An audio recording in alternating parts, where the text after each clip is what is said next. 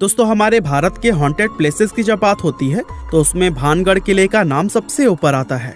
राजस्थान में मौजूद इस 500 साल पुराने किले का लोगों में कुछ ऐसा खौफ है कि यहाँ पर लोग दिन में भी जाने से कतराते हैं और यहाँ तक कि कहा जाता है कि रात के समय में जो कोई भी इस किले में जाता है वो फिर कभी भी वापस लौटकर नहीं आता।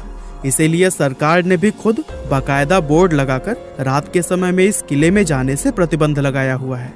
और दोस्तों, खौफ का आलम तो यह है कि रिजर्व्ड एरिया घोषित किए जाने के बावजूद भी भारतीय पुरातत्व विभाग ने डर की वजह से आज तक यहाँ पर अपना ऑफिस नहीं बनाया है।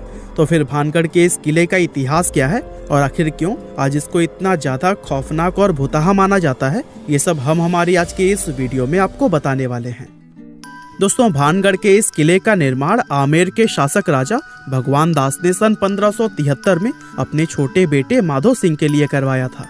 उस समय यह किला पूरी तरह से खुशहाल हुआ करता था और इस किले के अंदर व इसके चारों तरफ लोगों की घनी आबादी रहा करती थी।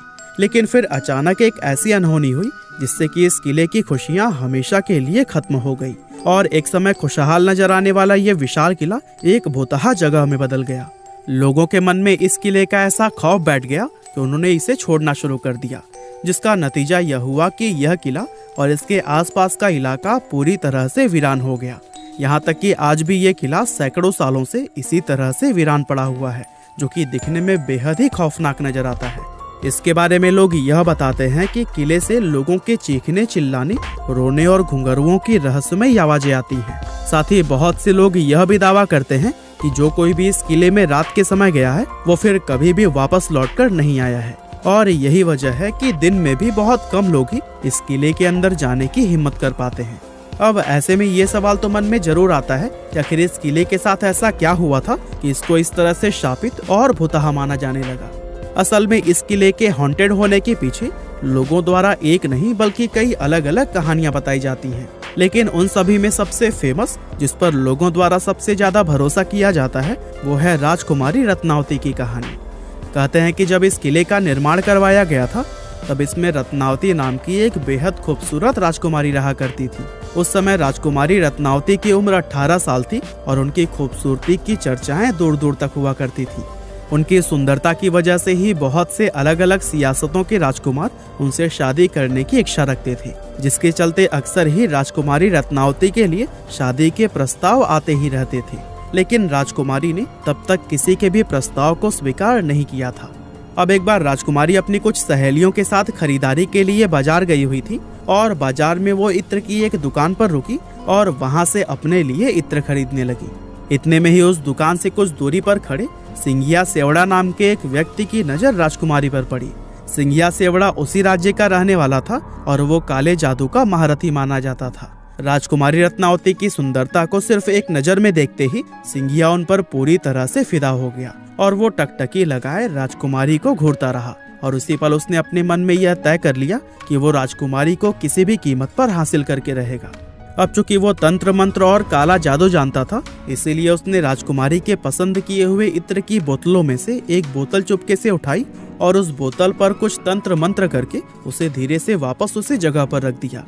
असल में वो अपने तंत्र विद्या की मदद से राजकुमारी को अपने वश में करना चाहता था और उसका ये प्लान काफी हद तक सफल भी हो गया, क्योंकि राजकुमारी ने उसे इत्र के साथ छेड़छाड़ करते हुए देखा भी नहीं था।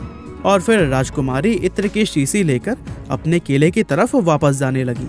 साथ ही सिंघिया सेवड़ा भी छिप छिप कर राजकुमारी का पीछा करने लगा। हालांकि अभी राजकुमारी सिर्फ कुछ दूर पहुंची ही थी, तभी उनकी एक सहेली ने उन्हें बताया कि एक अनजान व्यक्ति ने इत्र की शीशी पर तंत्र मंत्र किया हुआ है।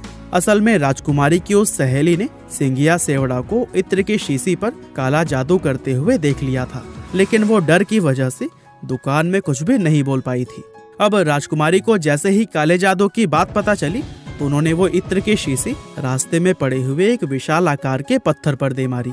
पत्थर पर पड़ते ही वो शीशी टूट गई और सारा इत्र उसी पत्थर पर बिखर गया। और दोस्तों, इस तरह से इत्र पर किया गया वो काला जादू उस पत्थर में आ गया, जिसके बाद से वो पत्थर खुद ब खुद लुढ़कते हुए सिंघिया सेवड़ा की तरफ बढ़ने लगा। दरअसल सिंघिया ने उस इत्र पर ऐसा जादू किया था कि जो भी कोई उस इत्र को लगाता वो खुद ही उस तांत्रिक सिंघिया की तरफ खींचा चला आता। और चूंकि वो इत्र पत्थर पर लग गया था, इसीलिए वो पत्थर तेजी से उसकी तरफ ही बढ़ने लगा और पत्थर ने लुढ़कते हुए उस तांत्रिक सिंघिया को कुचल दिया, जिससे कि उसकी मौत हो गई। लेकिन मरने से पहले सिंघिया सेवड़ा ने यह शाप दे दिया कि राजकुमारी समेत इस किले में रहने वाले सभी लोग जल्द ही एक दर्दनाक मौत मरेंगे और उनकी आत्माएं हमेशा के लिए इस किले में भटकती रहेंगी। इस हादसे के कुछ ही समय बाद भानगढ़ और उसके करीबी राज्य अजबगढ़ के बीच में एक युद्ध छिड़ गया था। और दोस्तों, अजबगढ़ की सेना बहुत ही ज्यादा शक्तिशाली थी, जिसके चलते उनके सिपाही भानगढ़ के किले में घुस गए और किले में मौजूद हर एक पुरुष, महिला और यहाँ तक कि बच्चों को भी मौत के घाट उतार दिया, जिसमें कि राजकुमारी रत्नावती भी नहीं बच पाई थी। और दोस्तों, कहते हैं कि इस खतरनाक कत्लेआम के बाद से ही यह किला शापित हो गया था और उस नरसंहार में मारे गए मासूम लोगों की आत्माएं किले के अंदर ही भटकने लगी थी। दरअसल किले के आसपास रहने वाले लोगों को अंदर से अजीब अजीब आवाजें आती थी और साथ ही किले की तरफ जाने वाले लोगों के गायब होने की घटनाएं भी अक्सर सुनने को मिलती रहती थी। और दोस्तों, इन सभी चीजों के चलते ही किले के आसपास रहने वाले लोगों ने भी अपनी बस्तियां छोड़कर दूसरी जगह पर रहना शुरू कर दिया और देखते ही देखते यह किला और इसके आसपास का इलाका पूरी तरह से वीरान हो गया। इसके अलावा दोस्तों, इस किले के भुतहा होने के पीछे एक और कहानी यह भी बताई जाती है कि जिस समय यह किला बनाया जा रहा था, तब इस किले की जमीन के पास ही बाबा बालकनाथ नाम के एक साधु रहा करते थे। और बाबा को जब इस किले के बनने की खबर मिली तो उन्होंने राजा भगवान दास के पास यह संदेश भिजवाया कि वे अपने किले को इतना ऊंचा न बनवाएं कि उसकी परछाई मेरी कुटिया तक पहुंच जाए। अब राजा भगवान दास ने बाबा की उस बात को गंभीरता से नहीं लिया और जब यह किला बनकर तैयार हुआ तो इसकी परछाई बाबा बालकनाथ की कुटिया तक पहुंच गई।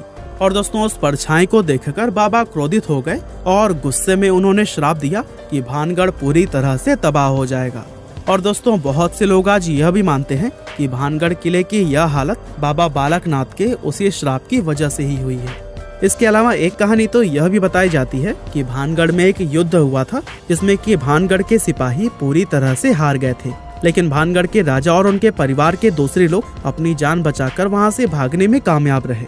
अब चूंकि उन लोगों ने किले के अंदर अपना काफी सारा खजाना छिपाया हुआ था, इसीलिए दुश्मनों से उस खजाने को बचाने के लिए एक झूठ फैलाया गया कि यह किला पूरी तरह से शापित है और अगर कोई व्यक्ति इस किले में जाएगा तो उसकी तुरंत ही मौत हो जाएगी। और दोस्तों, इस तरह से खजाने को बचाने के लिए फैलाई गई यह अफवाह लोगों ने सच मान ली और भानगढ़ का यह किला हमेशा के लिए हॉन्टेड समझा जाने लगा। वैसे वजह चाहे जो भी रही हो, लेकिन इतना जरूर है कि इस किले को भुतहा बनाने में हमारी सरकार का भी काफी हाथ रहा है। दरअसल कानून में भूत प्रेत पिशाच और बुरी आत्मा जैसे किसी भी चीज को कोई जगह या फिर मान्यता नहीं दी गई है और आज तक किसी भी कोर्ट ने अपना कोई भी फैसला भूत प्रेत को ध्यान में रखकर नहीं सुनाया है। इसके बावजूद भी सरकार द्वारा किले के बाहर बोर्ड लगाकर उस पर लिखना कि रात में इस किले में जाना मना है और भारतीय पुरातत्व विभाग का यहाँ पर अपना ऑफिस न बनाना, ये सभी चीजें कहीं ना कहीं इस बात की तरफ इशारा करती हैं कि हमारी सरकार भी भूत प्रेत में विश्वास रखती है। और दोस्तों, सोचिए, जब सरकार की तरफ से ही ऐसे कदम उठाए जाएंगे तो फिर जाहिर सी बात है कि आम लोग तो इस किले को सच में ही शापित समझेंगे।